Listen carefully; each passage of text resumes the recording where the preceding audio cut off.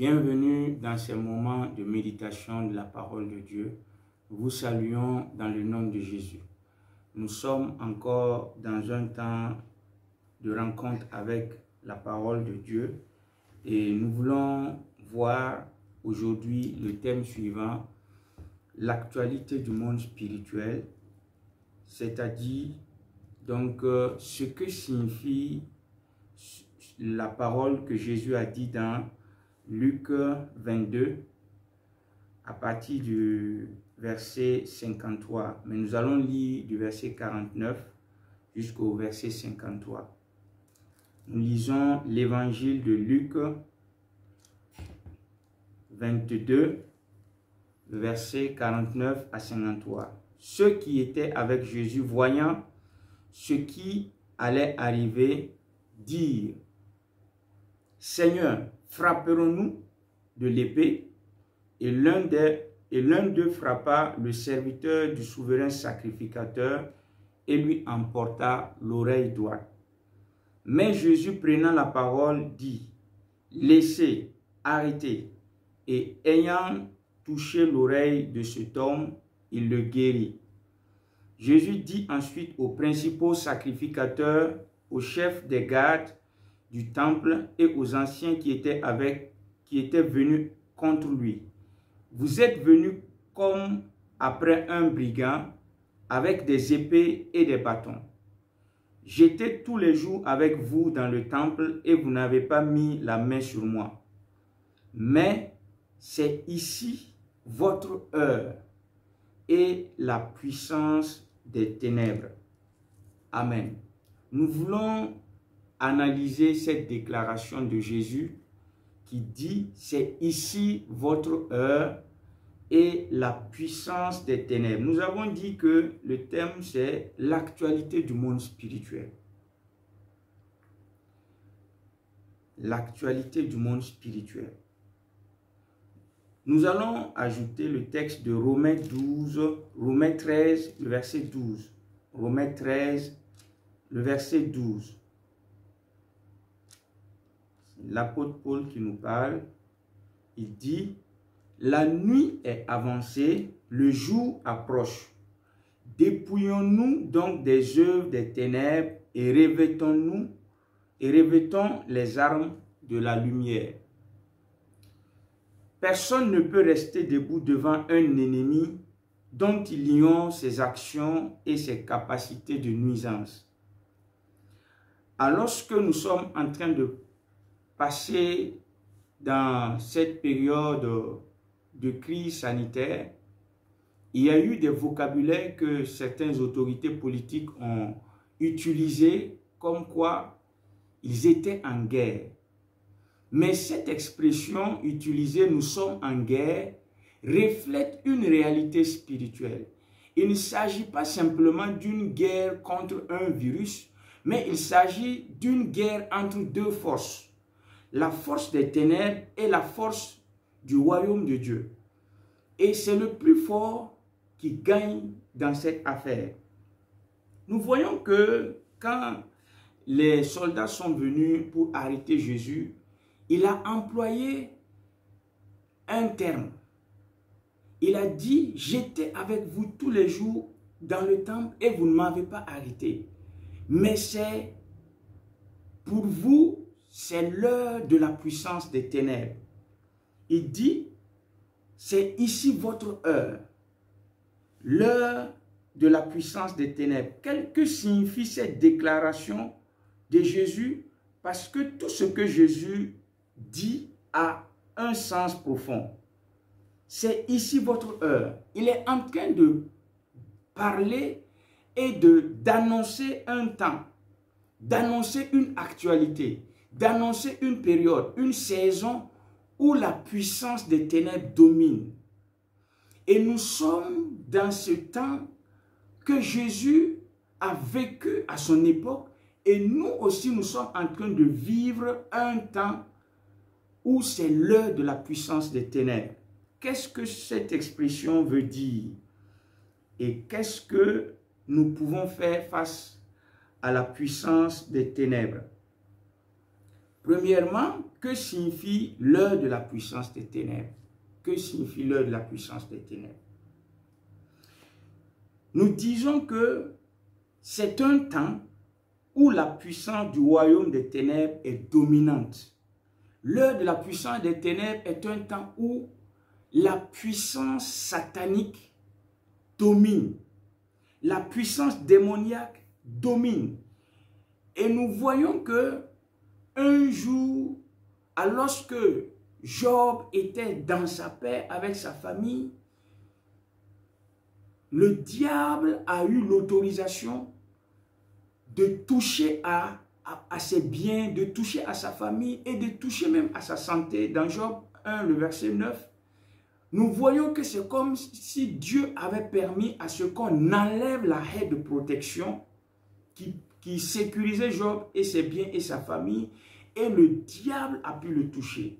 L'heure de la puissance des ténèbres, c'est quoi? C'est une heure où c'est comme si Dieu enlève la haie de protection. C'est comme si Dieu enlève cette sécurité que ses enfants avaient. Et maintenant, il les expose aux réalités spirituelles. On ne pouvait pas toucher Jésus dans le temple. On ne pouvait pas toucher Jésus quoi qu'on ne l'aimait pas. Parce qu'il y avait une haie de sécurité. L'heure de la puissance des ténèbres, c'est une heure où Dieu permet à ce que son serviteur, son enfant, le peuple de Dieu, puisse aller en contact direct avec le règne de la puissance des ténèbres. Et Job qui était protégé, Job va rentrer en contact avec la puissance des ténèbres. Ce n'est pas Job seulement. Nous voyons que Jésus est rentré en contact. Il dit, c'est ici votre heure. Nous sommes dans une heure où l'atmosphère spirituelle est saturée de nuisances, d'atmosphère de tristesse, de deuil, où les esprits de mort sont répandus dans l'air, où les esprits d'accident sont répandus dans l'air, où les maladies et les esprits de peur sont répandus dans l'air, où pour prier, c'est devenu très difficile. Lisons le psaume 84, le verset 12. Le psaume 84, le verset 12, nous parle. Dans d'autres versions, c'est le verset 11. Il dit, car l'Éternel est un soleil et un bouclier. L'Éternel donne la grâce et la gloire. Il ne refuse aucun bien à ceux qui marchent dans l'intégrité. On dit que l'Éternel est un secours et un bouclier, un soleil. Et il ne refuse aucun bien à ceux qui marchent dans l'intégrité. Et malgré l'intégrité de Job, c'est comme si ce passage-là n'a pas fonctionné. Donc, l'heure de la puissance des ténèbres, ta sanctification ne va pas t'empêcher de connaître la souffrance ou l'épreuve de la foi. Ta fidélité à Dieu ne va pas t'empêcher de rencontrer le diable. Ta fidélité à Dieu ne va pas t'empêcher de rentrer en contact avec les forces de la puissance de l'air, les princes de l'air, les dominations sataniques. Pourquoi cela? Parce qu'il faut que tu sois éprouvé, comme Jésus a été éprouvé. Le Seigneur a dit, il y a une fournaise au milieu de vous et c'est l'heure où le jugement de Dieu a commencé dans la maison de Dieu. Que signifie l'heure de la puissance des ténèbres? C'est un temps où l'atmosphère est saturée par des forces maléfiques. Quand nous lisons dans Éphésiens 2, le verset 2, Éphésiens 2, le verset 2, il est dit là-bas, je commence avec le verset 1, « Vous étiez morts par vos offenses et par vos péchés, dans lesquels vous marchiez autrefois, selon le train de ce monde, selon le prince de la puissance de l'air, l'esprit qui agit maintenant dans les fils de la rébellion. » Qu'est-ce que cela veut dire? On parle d'un prince qui contrôle l'air, l'air que nous respirons. L'atmosphère peut être contrôlée par le diable. Ça veut dire que le diable peut influencer cette atmosphère et peut polluer l'atmosphère de sorte que l'atmosphère devient lourde. Et beaucoup peuvent constater que ils ont du mal à prier. L'atmosphère est devenue lourde. Ils ont du mal à méditer la parole. Même quand ils partent à l'église, ils sont empêchés, comme s'ils sont empêchés de louer, de prier, d'écouter la parole de Dieu. Parce que c'est l'heure de la puissance des ténèbres où le diable contrôle l'air. Le prince de l'air contrôle l'air. Il utilise l'air pour envoyer des maladies, comme à l'heure actuelle, où on dit que la pandémie passe par l'air. Donc, cet air est contrôlé par la puissance des ténèbres. Et nous devons comprendre que c'est ce que Jésus disait, c'est ici votre heure, l'heure de la puissance des ténèbres. Et tout cela, ce sont des événements qui annoncent la fin des temps. Dans Jean chapitre 9, le verset 4, Jean chapitre 9, le verset 4, Jésus dit, « Il faut que je fasse, tandis qu'il est jour, les œuvres de celui qui m'a envoyé. La nuit vient où personne ne peut travailler. » Quand il parle de la nuit, nous avons vu dans Romains 13, le verset 12, où l'apôtre Paul parle de la nuit. Et Jésus dit dans Jean 9, il dit, la nuit vient où personne ne peut travailler. Est-ce qu'il s'agit de la nuit naturelle? Il ne s'agit pas de la nuit naturelle. Il s'agit d'une heure où les ténèbres règnent. Il s'agit d'une heure où la puissance des ténèbres règne. Il s'agit d'une heure où la volonté du diable semble prédominer. C'est l'heure de la puissance des ténèbres. Et Jésus dit, à l'heure de la puissance des ténèbres, on ne peut pas travailler. On ne peut pas évangéliser comme auparavant. On ne peut pas prier comme auparavant. On ne peut pas prêcher l'évangile comme auparavant. Parce qu'il y a une heure. Et Jésus le dit, la nuit vient où personne ne peut travailler. Donc nous devons comprendre que l'heure de la puissance des ténèbres, c'est une heure où l'atmosphère est saturée par des forces maléfiques. Troisième signification, c'est un temps de trahison. L'heure de la puissance des ténèbres, c'est un temps de trahison entre les hommes. Jésus était en train d'être trahi par son disciple qu'il aimait. Moi, je dis que Judas est le disciple que Jésus aimait parce que Jésus a confié la bourse, le trésor à Judas. La Bible déclare que là où est ton trésor, là sera ton cœur. Et si le trésor de l'équipe de Jésus était gardé par Judas, c'était Judas que Jésus avait confiance le plus.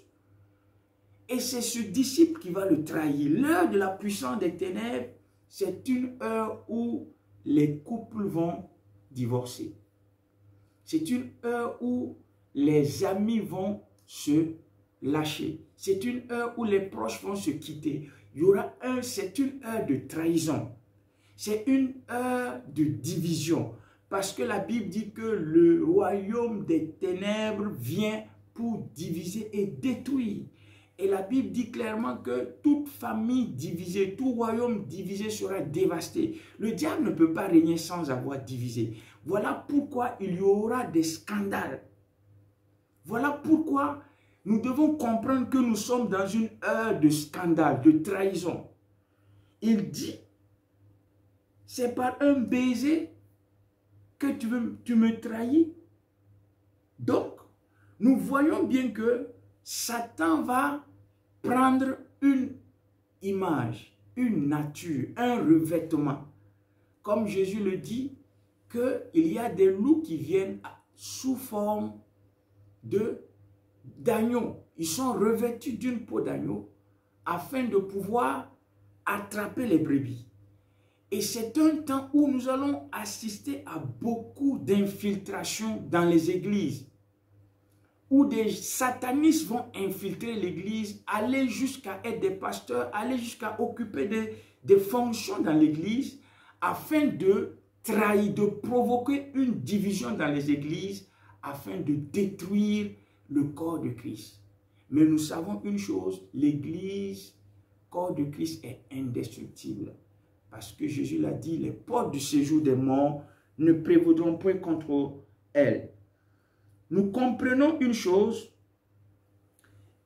la signification, une autre signification de cette heure de la puissance des ténèbres est que l'heure de la puissance des ténèbres, c'est un temps où les serviteurs de Dieu constituent la cible principale du royaume des ténèbres.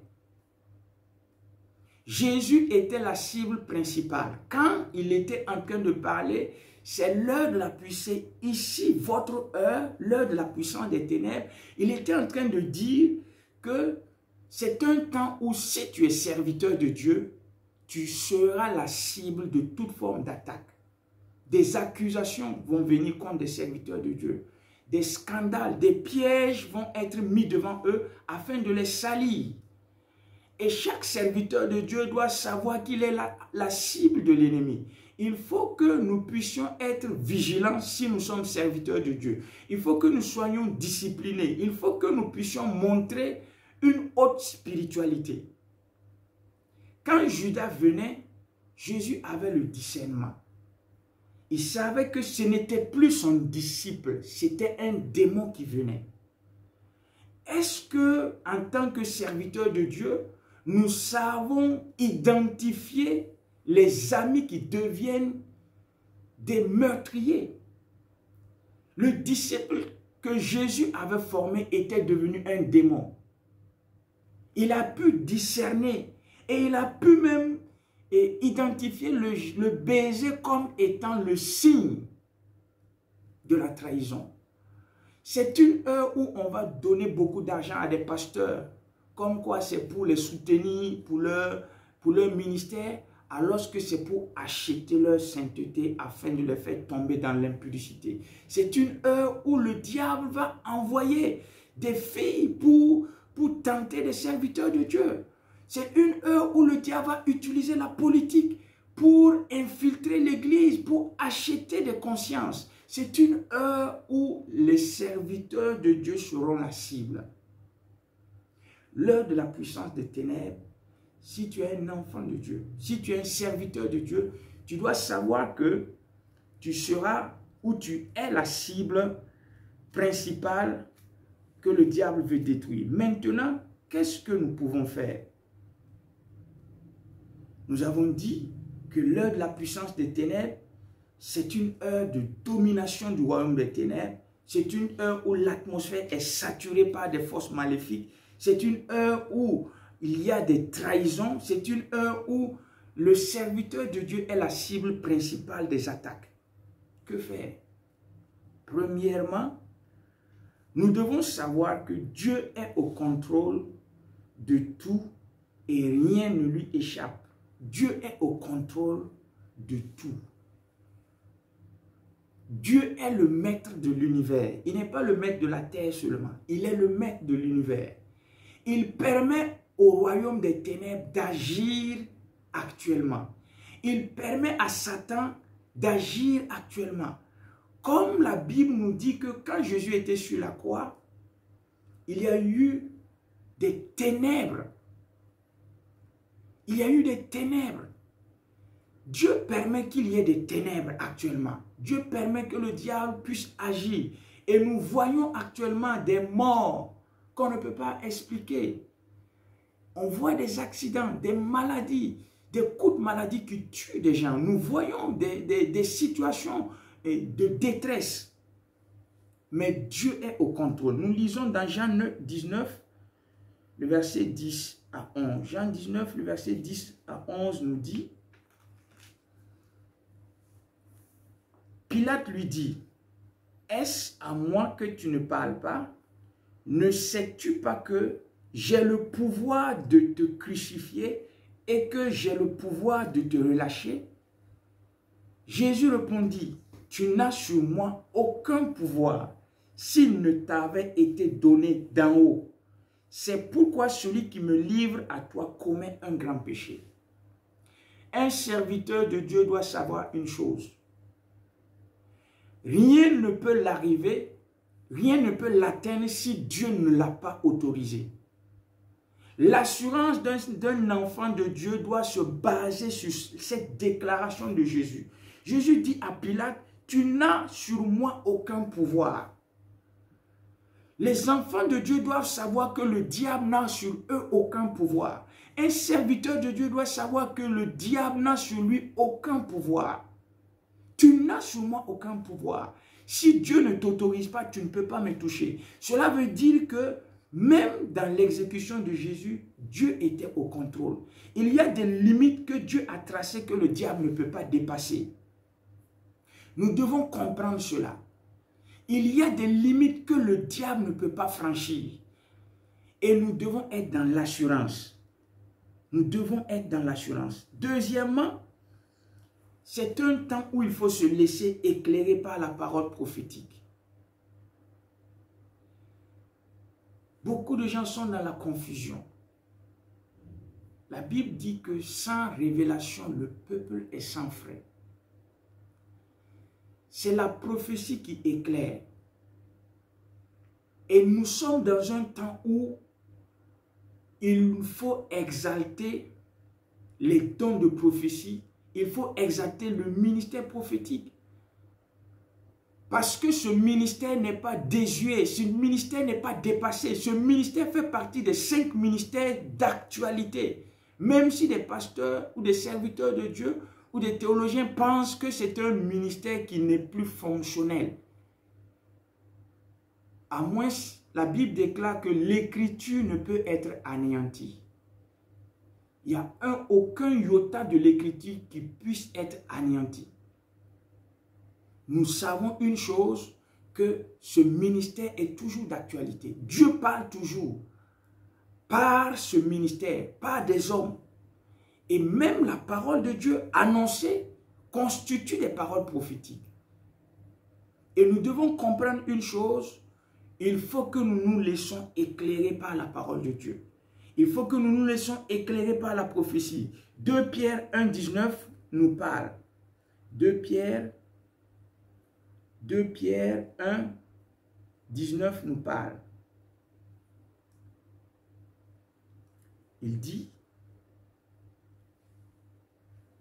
et nous tenons d'autant plus certaine la parole prophétique. Nous tenons d'autant plus certaine la parole prophétique à laquelle vous faites bien de prêter attention, comme à une lampe qui brille dans un lieu obscur. Ah. L'apôtre Pierre parle d'une lampe, la parole prophétique, comme une lampe qui brille, qui éclaire dans un lieu obscur. L'heure de la puissance des ténèbres, c'est un temps où il faut des instructions prophétiques, où il faut que Dieu puisse donner des orientations, où il faut que nous puissions être attentifs à la voix de Dieu, qu'il puisse nous dire, faites ça parce que le diable prépare ça.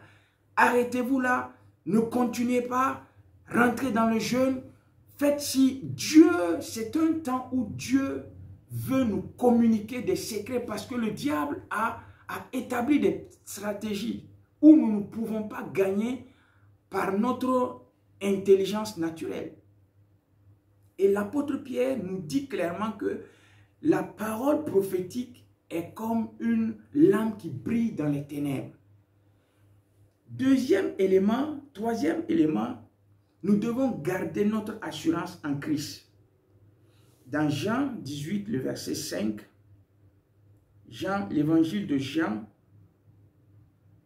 18, le verset 5 nous dit, « Il lui répondit, Jésus de Nazareth. Jésus leur dit, « C'est moi. » Et Judas qui le livrait était avec eux. Ce passage nous montre le temps où on était venu pour arrêter Jésus. Il n'a pas eu peur. il n'a pas eu peur. On a dit, on cherche Jésus de Nazareth. Il a dit, c'est moi. Qu'est-ce que cela veut dire? Il avait une assurance que Dieu était avec lui. Un enfant de Dieu doit avoir l'assurance que Dieu est avec lui. Un enfant de Dieu doit avoir l'assurance que Dieu est avec lui. Nous devons garder cette assurance. Et Hébreux 12, le verset 2 nous dit de fixer les yeux sur Jésus-Christ. Si nous avons les yeux sur Jésus-Christ, qui n'a pas eu peur quand les gardes sont venus l'arrêter, nous aussi, nous n'allons pas avoir peur, même si nous voyons les ténèbres engager des actions de destruction. La Bible nous dit, dans Colossiens 2, le verset 5 à 19, Colossiens 2, le verset 5 à 19,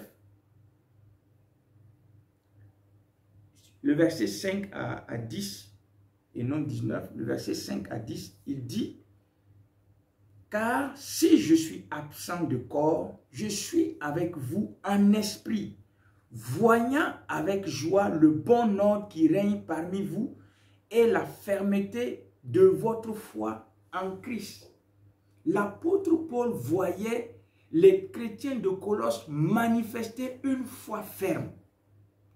C'est un temps où il faut manifester une foi bien enracinée en Christ, une foi inébranlable, une foi infaillible. Il dit ainsi donc, comme vous avez reçu le Seigneur Jésus-Christ, marchez en lui, étant enraciné et fondé en lui et affermi par la foi, d'après les instructions qui vous ont été données et abonder en action de grâce. Il parle de marcher en Christ et de s'enraciner et d'être fondé en Christ.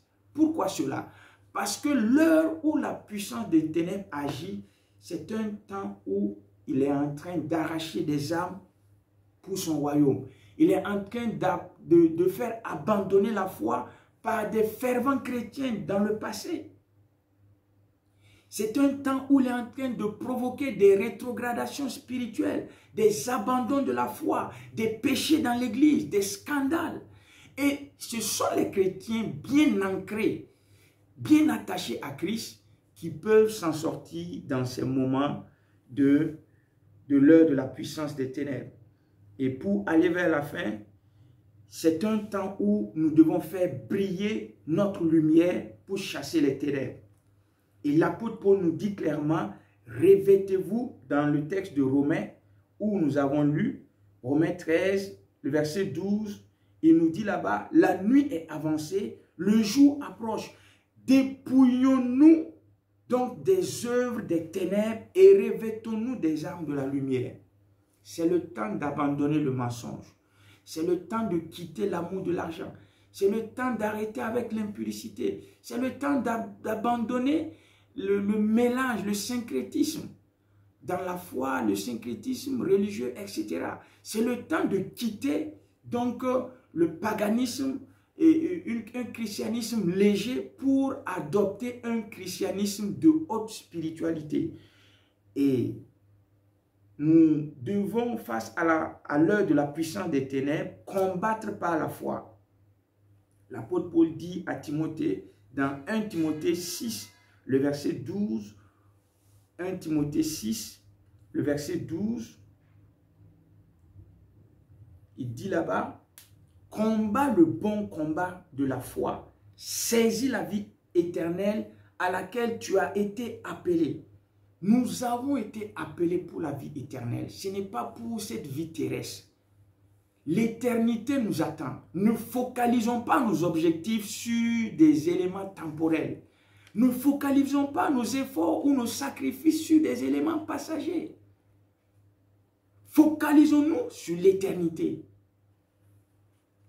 Combattons le bon combat de la foi, par des jeûnes et la prière, par des temps de méditation, par des temps de proclamation de l'évangile, par les temps de consolation. Consolons les gens qui sont affligés, par les temps d'aide. Nous devons servir les autres, nous devons venir en aide à ceux qui sont affligés. Et pour terminer, c'est l'heure où nous devons purifier l'atmosphère par l'adoration. Nous devons monter à Dieu des sacrifices de louange et d'adoration. Nous devons adorer le Seigneur. Nous devons ordonner la louange à notre âme parce que c'est un temps, c'est une atmosphère où c'est difficile de chanter, de louer, de célébrer Dieu. Mais nous devons le louer. Nous devons l'adorer. Et il dit dans le psaume 50, le verset 5, il dit, appelez-moi, appelez-moi mes fidèles qui ont fait alliance avec moi par le sacrifice.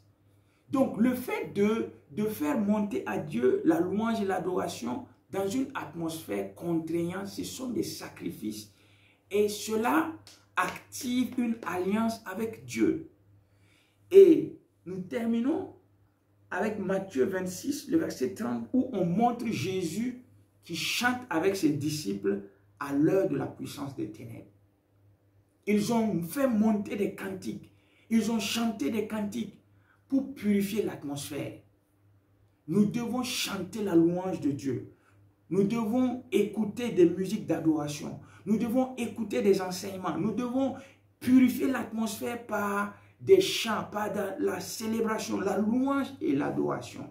Ainsi, nous allons pouvoir rester fermes dans cette heure dite de l'heure de la puissance des ténèbres. Que le Seigneur nous bénisse et que Dieu nous donne de rester fermes dans ces temps où le royaume des ténèbres est en train d'agir.